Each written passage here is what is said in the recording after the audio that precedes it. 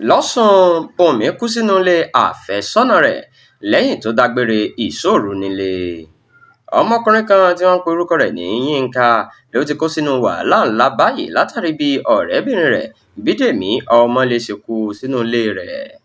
Gẹ́gẹ́ bí àwọn tí wọ́n ń gbé lágbègbè ilé Yínká nílùú Ẹ̀sà Òkè nípínlẹ̀ Ọ̀ṣun ṣe sọ, alaalẹ́ ọjọ́ Friday ní Bídèmí máa lọ sí ṣọ́ọ̀ṣì fún ìṣóòru, ó sì ṣeéṣe kó jẹ́ pé ṣọ́ọ̀ṣì ló ń lọ lálẹ́ ọjọ́ ìṣẹ̀lẹ̀ yìí.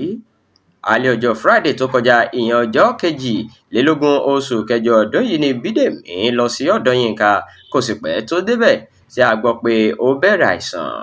Agbẹnusọ iléeṣẹ́ ọlọ́pàá lọ́sùn Abíọ́dún Ọ̀jẹ̀lábí ṣàlàyé pé àwọn ti mú Yínká ṣàkólò àwọn láti lè sọ ohun tó mọ̀ lórí ìṣẹ̀lẹ̀ náà.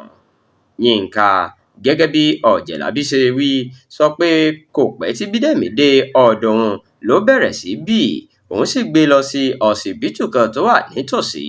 Ó ní àwọn kò tíì dé ọsibítù náà tí Bídèmí fi gbẹ́mìí mì, tí òun sì pariwo láì fi ọ̀rọ̀ náà bò rárá. Ọ̀jẹ̀lábí fi dáwọn aráàlú lójú pé àwọn yóò ṣèwádìí ọ̀rọ̀ náà délẹ̀délẹ̀ láti mọ irú ikú tó pa ọmọbìnrin náà.